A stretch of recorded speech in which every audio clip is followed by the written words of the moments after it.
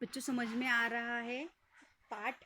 ये जो पाठ है थोड़े से शब्द इसमें कठिन है, इसलिए आपको समझ में नहीं आ रहा होगा, मुझे पता है।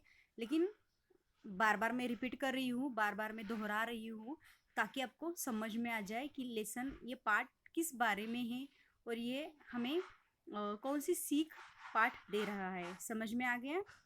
चलो आगे बढ़ते हैं हम। ऐसे कोई ऐसा कोई दिन आ सकता है जब मनुष्य के नाखून का बढ़ना बंद हो जाए। ऐसा हो सकता है क्या? नहीं हो सकता है। प्राणी शास्त्रियों का ऐसा अनुमान है कि मनुष्य का अनावश्यक अंग उसी प्रकार झड़ जाएगा जिस प्रकार उसकी पूंछ झड़ गई थी। देखिए यहाँ पे प्राणी शास्त्रों का मानना है कि पहले हम जब वन मनुष्य थे तभी क्या था, तभी हमारे नाखून बहुत बड़े बड़े थे, हमें एक पूंछ भी थी। तो वो पूंछ जैसे झड़ गई है उसी तरह से बाकी के अनावश्यक अंग उसी प्रकार झड़ जाएंगे। उस दिन मनुष्य की पशुता भी लुप्त हो जाएगी। लुप्त मतलब गायब हो जाएगी। तो यहाँ पे वो कह रहे हैं कि उस दिन से मनुष्य की जो पशुता है वो क्या हो जाएगी? लुप्त हो जाएगी। शायद उस दिन वह मरणस्त्रों का प्रयोग भी बंद कर देगा। मतलब वह हथियार जिससे किसी की हत्या हो, वह भी यहाँ पे सब कुछ बंद हो सकता है, ऐसा यहाँ पे लेखक कह रहे हैं। नाखून का बढ़ना मनुष्य के भीतर की पशुता की निशानी है। देखिए नाखून का बढ़ना क्या है, ये एक मनुष्य के भीतर जो है वो पशुता की निशानी है, और उसे नहीं बढ़ने देना ये मनुष्य की अपनी इच्छा है।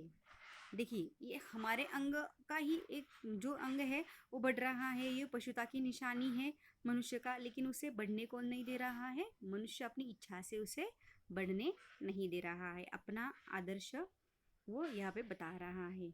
मनुष्य में जो घृणा है जो अनायास बिना सिखाए आ जाती है। देखो ये घृणा जो होती है किसी के बारे में, अगर हम ऐसा बुरा विचार करते हैं, ये घृणा जो नफरत होती है वो कोई सिखाता है क्या?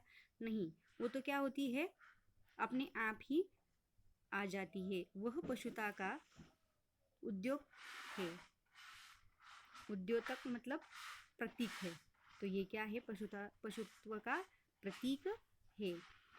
अपने को संयत रखना, दूसरे के मनोभाव का आदर करना मनुष्य का स्वधर्म है।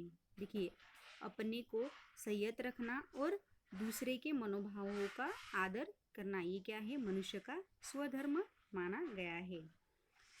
बच्चे यह जानने तो अच्छा कि अभ्यास और तप से प्राप्त वस्तुएं मनुष्य की महिमा को सूचित करती हैं। देखो यहाँ पे क्या बता रहे हैं कि बच्चे यह जानने तो अच्छा हो कि अभ्यास और तप से प्राप्त वस्तुएं मनुष्य की महिमा को सूचित करती है ना।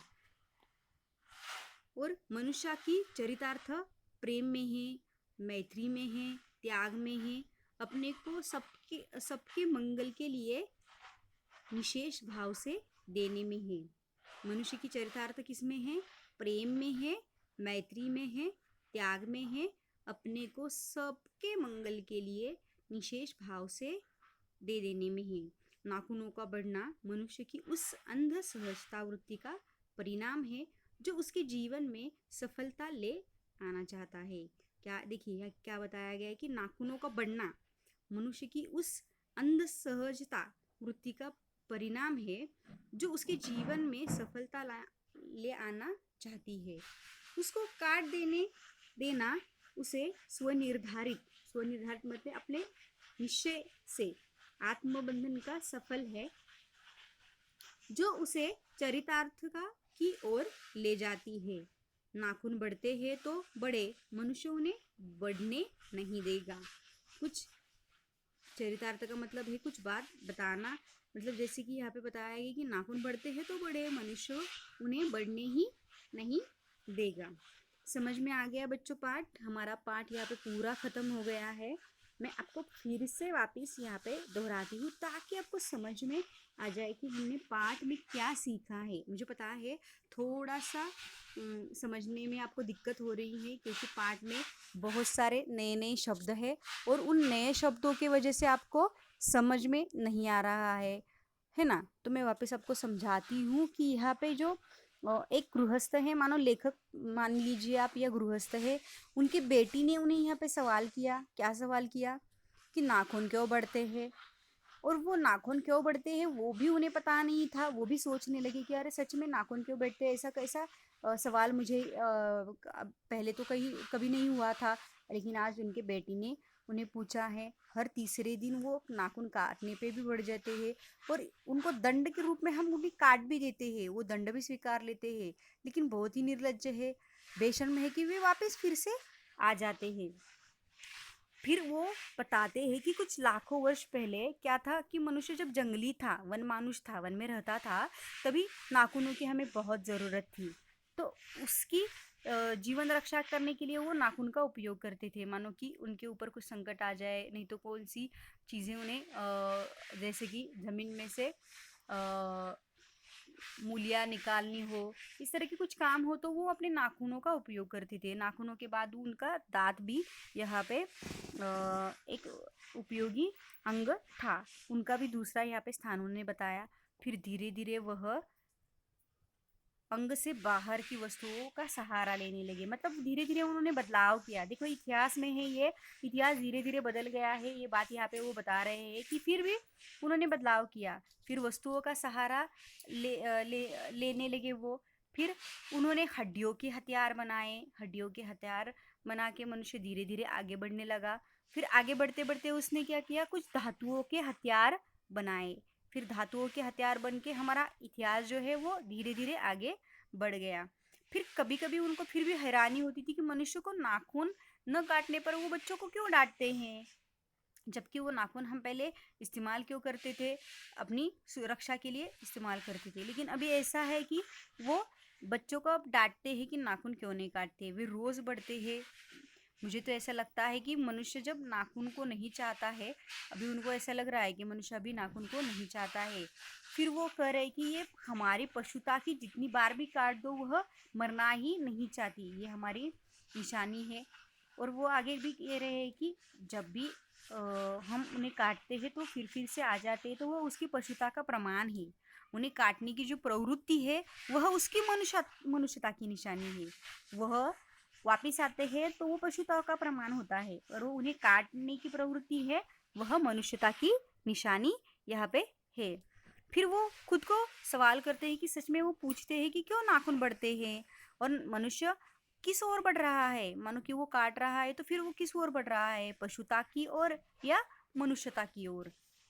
समझ में नहीं आ रहा है उनको भी। तो ये अस्त्र बढ़ाने की ओर है या अस्त्र काटने की ओर वो जा रहे हैं। तो उनकी जो बेटी ने सवाल किया है, मानो वो ऐसा लग रहा है कि मुझे ही नहीं, पूरे जाति को उसने प्रश्न पूछा है कि नाखून क्यों बढ़ते हैं। फिर उन्होंने बहुत अच्छे से समझाया है कि जब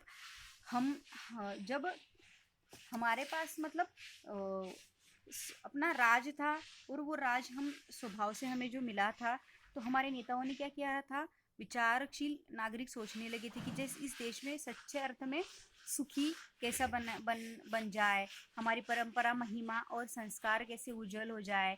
क्योंकि अपने आप पर और अपने द्वारा लगाया हुआ बंधन जो है वो संस्कृति की बहुत क्या होती है, बहुत बड़ी विशेषता होती है।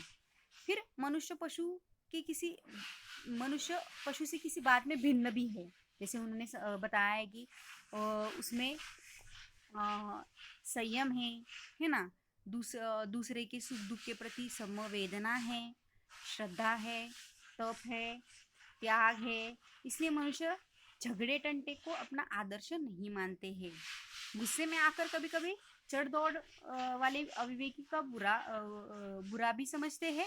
वचन और मन एवं शरीर से भी क्या है, वो असत्याचरण को गलत मानते हैं। जैसे कि जिसमें कोई सच्चा काम ही न हो उसे वो क्या मानते हैं, गलत मानते हैं। फिर वो ये कहते कि ऐसा कभी होगा क्या कि मनुष्य का नाखून का बढ़ना बंद हो जाए। तो देखो प्राणी शास्त्रियों का ऐसा मानना है, उनका अनुमान है कि मनुष्य का अनावश्यक अंग उसी प्रकार झड़ जाएगा जिस प्रकार उसकी पूंछ झड़ गई थी, है ना। मनुष्य का अंग, पहले वन मानुष के हम, तभी हमें पूंछ भी थी और हमारे नाखून भी बहुत सारे बढ़ते थे। तो उन्होंने यहाँ पे कहा है कि उसी तरह क्या हो जाएगा कि धीरे धीरे जो ये पूंछ है वो भी झड़ गई थी, उसी प्रकार अनावश्यक अंग है वो भी यहाँ पे झड़ जाएंगे। उस दिन जब कि पशुता भी लुप्त हो जाएगी, है ना। शायद उस दिन वह मरणास्त्रों का प्रयोग भी बंद हो जाएगा। वह हथियार जिससे क्या करते हैं, किसी की हत्या होती है। मरणास्त्र का मतलब क्या है कि वह हथियार जिससे किसी की हम हत्या करते हैं, वो भी प्रयोग बंद हो जाएंगे। और नाखून का बढ़ना जो है मनुष्य के भीतर जो है वो पशुता की निशानी है, और उसे नहीं बढ़ा देना ये क्या है, मनुष्यता की अपनी इच्छा है। और उनका ये अपना आदर्श भी यहाँ पे बताया गया है। जैसे कि देखो मनुष्य में घृणा है तो वो अनायास बिना सिखाए आ जाती है ना। आपको कोई सिखाता है कि किसी के बारे में इससे नफरत करो, उससे नफरत नहीं, वो तो अपने आप ही आ जाती है, अंदर से ही वो बदलाव हो जाता है। वह पशुत्व का द्योतक है, मतलब प्रतीक है ना। अपने को संयत रखना, दूसरे के मनोभाव का आदर करना मनुष्य का ये स्वधर्म माना जाता है।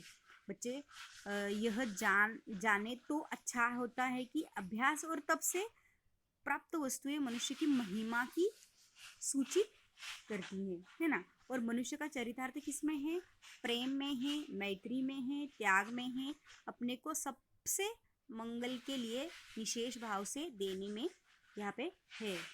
नाखूनों का जो बढ़ना है वो मनुष्य के क्या है, अंध सहजता प्रवृत्ति का परिणाम है, जो उसके जीवन में क्या करता है, सफलता ले आना चाहता है। और उसी को काट देने से वो स्वनिर्धारित और आत्मबंधन का फल है, जो उसे चरितार्थ की ओर ले जाता है ना। और इसीलिए यहाँ पे लेकर कह रहे कि नाखून तो बढ़ते ही है, वो तो बढ़े, मनुष्य उन्हें क्या करेगा, बढ़ने नहीं देगा। समझ में आ गया बच्चों ये पाठ, बहुत ही अच्छा पाठ है। चलिए, तो समझ में आ गया है आपको ये सारा पाठ मैंने जो अभी पढ़ा है, वापस मैंने आपको दोहराया है। चलो तो मैं मौलिक सृजन के उधर हम जाते हैं, पृष्ठ क्रमांक 6 पे है। सद्गुण और दुर्गुण में अंतर लिखो। यहाँ पे उन्होंने बताया है कि सद्गुण और ये जो दुर्गुण है उनमें अंतर क्या है, बताइए तो बच्चे ज़रा मुझे, सद्गुण और दुर्गुण में क्या अंतर है। इस प्रश्न का उत्तर आपको ही लिखना है, लेकिन थोड़ी सी चर्चा हम करेंगे। सद्गुण क्या होते हैं और दुर्गुण क्या होते हैं, बताइए। आपको पता है, जैसे कि यहाँ पे बताया गया है सद्गुण क्या है और दुर्गुण क्या है, कि एक मनुष्य सही मायने में तभी मनुष्य कहलाता है जबकि वो मनुष्य कहलाने का अधिकारी होता है, जब उसके अंदर मनुष्यता होती है। और मनुष्यता तभी आती है जब व्यक्ति सद्गुण को ग्रहण करता है। एक सद्गुणी अपना तो भला करता है, परिवार और समाज का भी भला चाहता है। जिस प्रकार एक सुगंधित पुष्प आसपास के वातावरण को खुश और अच्छा बनाता है, उसी प्रकार सद्गुणी व्यक्ति भी औरों को प्रेरणा स्रोत बना देते हैं। और दया, करुणा, प्रेम, अहिंसा, न्याय, सत्य, शुभेच्छा, परोपकार, संयम, भाईचार आदि ऐसे सद्गुण हैं।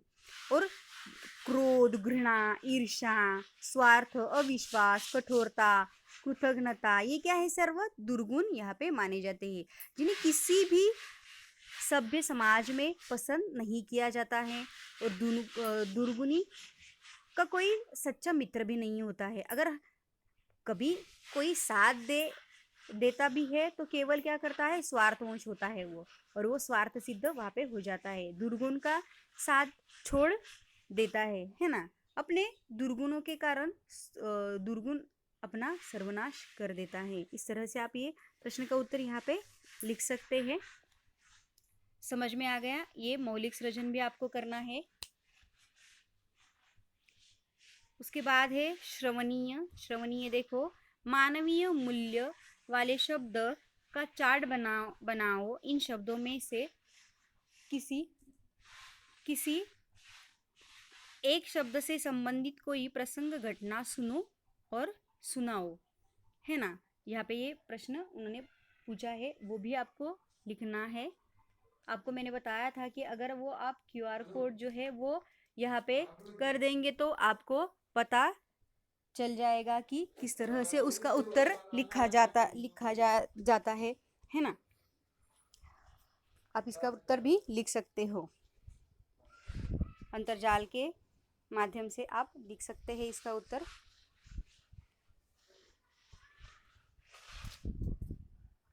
आगे है संभाषणीय, वो आपको पूछना है। जैसे कि यहाँ पे बताया गया कि अपने शिक्षक से पूछिए। अभी हम तो अपने अपने घरों में हैं तो ये बात नहीं हो सकती है, तो आप क्या करेंगे, संवेदनशील मुद्दों विषय के जैसे कि जाति, धर्म, रंग, लिंग, रीति रिवाज के बारे में अपने शिक्षक से प्रश्न पूछिए। मैंने आपको बताया था कि ये लिंग जो है हम व्याकरण विभाग में सीखेंगे। मैं आपको वो बताऊंगी कि किस तरह से लिखते हैं। जैसे कि थोड़ा सा मैं यहाँ पे बताती हूँ। जो व्यक्ति, देखो यहाँ पे कुछ ऐसे शब्द होते हैं जिनके लिंग पुल्लिंग स्त्रीलिंग होते हैं, है ना। और धर्म है, रंग है। धर्म मतलब हमारा जो धर्म है वो जाति है। अनेक प्रकार की, विविध प्रकार की जातियाँ होती है। फिर उनमें से रंग भी होते हैं, रीति रिवाज भी होते हैं। जैसे कि यहाँ पे बताया है कि हम पुराने संस्कार जो हमारे होते हैं, हमारे बुजुर्ग जो होते हैं वो करते हैं, तो हम वो परंपराएं आगे बढ़ाकर लेके चलते रहते हैं। तो उसके बारे में आपको यहाँ पे अगर कुछ प्रश्न हैं तो आप घर में भी पूछ सकते हैं, उनके उत्तर आपको मिल जाएंगे। चलिए आगे है लेखनीय सुरक्षा हेतु शस्त्रों की भरमार विषय के पक्ष विपक्ष में अपने विचार लिखो। यहाँ पे आपको सुरक्षा हेतु शस्त्रों की भरमार विषय के पक्ष विपक्ष में अपने विचार यहाँ पे लिखने हैं। वो भी कार्य आपको खुद को ही यहाँ पे करना है। मैं बताती हूँ, जैसे कि क्षत्रिय कुल के लोग शस्त्रों का पूजन करते हैं। पुलिस विभाग द्वारा भी शस्त्रों का पूजन किया जाता है, मैं आपको बता रही हूँ। फिर शस्त्र विपरीत परिस्थितियों में दूसरों के जीवन की रक्षा भी करते हैं। शस्त्र शक्ति का प्रतीक भी होते हैं।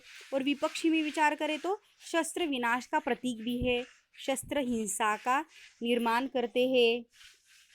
शस्त्र निर्माण पर कई देश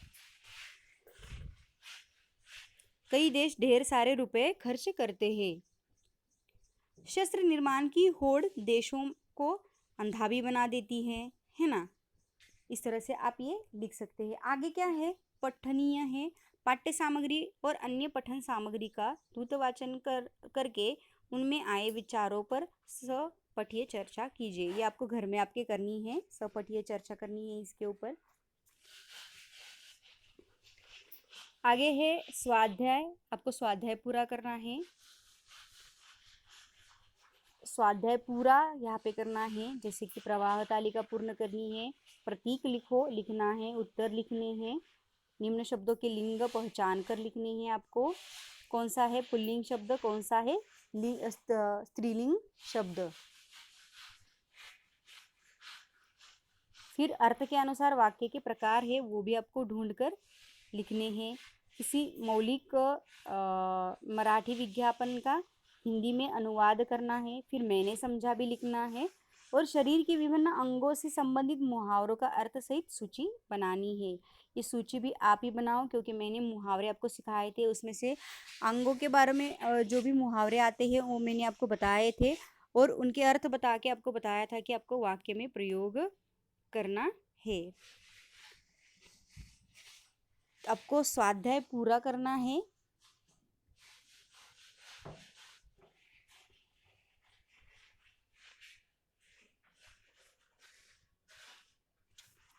ले मोठा झाला